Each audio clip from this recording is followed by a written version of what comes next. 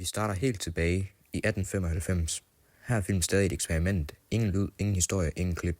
Bare virkeligheden fanget i et eneste billede. Publikummet blev faktisk skræmt, da toget kørte mod kameraet. Det viser os, hvor nyt og magisk medie var dengang.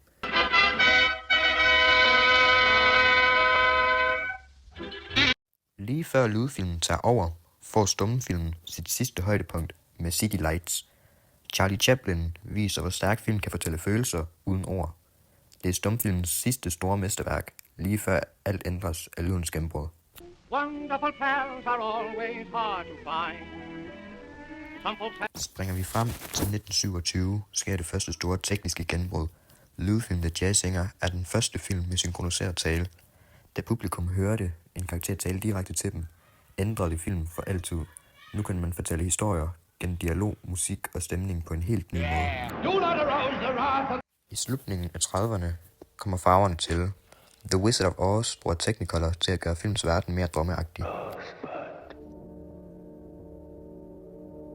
I 1941 får vi Citizen Kane, som revolutionerer måden film fortælles på. Dybdefokus og lange kamerabevægelser. Den her film beviser, at film ikke kun er underholdning, men også er et kunstnerisk sprog, der kan udtrykke komplekse idéer. I 70'erne ændrer Star Wars på alt miniatyrmodeller og special effects og en helt ny form for verdensopbygning. Her bliver film større, højere og mere spekulære.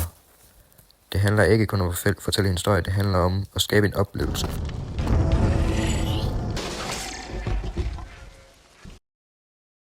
I 90'erne ændrer computerfilm for altid. Terminator 2 viser de første virkelig imponerende CGI-effekter. Jurassic Park gør det endnu bedre, for dinosaurer til at se ægte ud, og The Matrix bruger teknologien til helt nye idéer, som bullet time. Tilsammen viser de, hvordan filmen pludselig bliver mere digitale og mere spekulerende.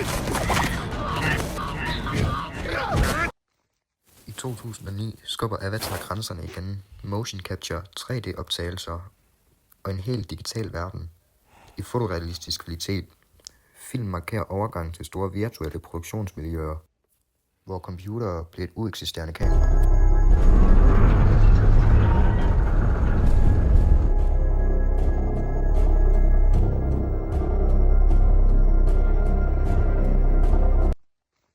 Og til sidst Interstellar, en film, der kombinerer moderne digitale teknologier med klassiske, praktiske effekter. Den viser, hvad nutidens film kan være. Teknisk avanceret, men stadig, at filmen har en dyb